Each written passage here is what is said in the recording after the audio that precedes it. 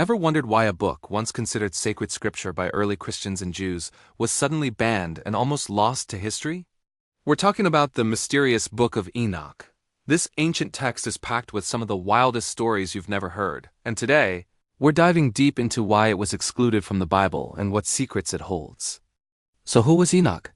The Bible mentions him briefly in Genesis as the man who walked with God and then was no more, for God took him away.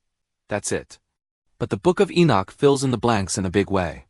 It's a collection of 5 separate books, supposedly written by Enoch himself after he was taken up to heaven. Here, he was shown cosmic secrets, the future of humanity, and the inner workings of the celestial realms.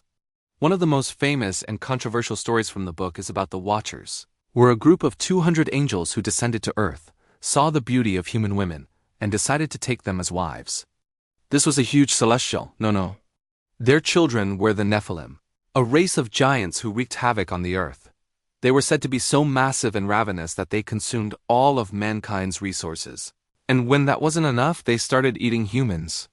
This chaos and corruption is what, according to the Book of Enoch, led directly to God sending the great flood to wipe the slate clean. This story of fallen angels and giants was actually very popular in early Jewish and Christian thought. You can even find references to it in the New Testament, like in the epistles of Jude and Peter. So, if it was so well known, why did it get kicked out of the canon? Well, the official reasons are complex. As the early church councils began to formalize the biblical canon around the 4th century AD, they set some strict criteria. They questioned the book's authorship. Was it really written by the ancient patriarch Enoch? Many scholars believed it was written much later, between 300 BC and 100 BC. Another major issue was its content. The detailed accounts of angels, demons, and a multi-layered heaven were seen by some as too fantastical, bordering on what we might call mythology. It raised theological questions that were difficult to square with the emerging Orthodox Christian doctrine. For example, the idea of angels having children with humans was a deeply problematic concept for many church fathers.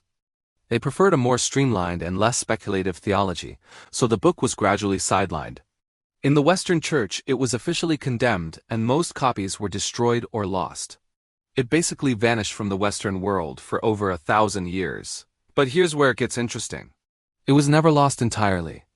The Ethiopian Orthodox Tewahedo Church, one of the oldest Christian churches in the world, never rejected it. To this day, the full Book of Enoch is part of their official biblical canon, preserved in the ancient Ge'ez language. It was until the late 1700s that a Scottish explorer named James Bruce brought back 3 copies from Ethiopia to Europe.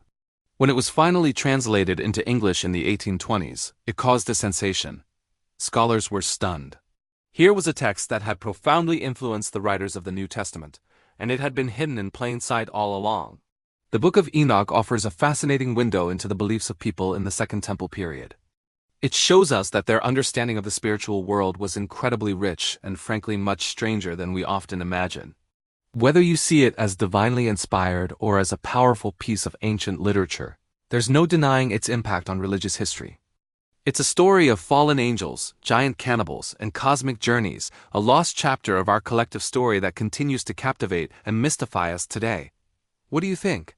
Should it have been included in the Bible? Let me know in the comments. Thanks for watching, and don't forget to like and subscribe for more dives into ancient mysteries.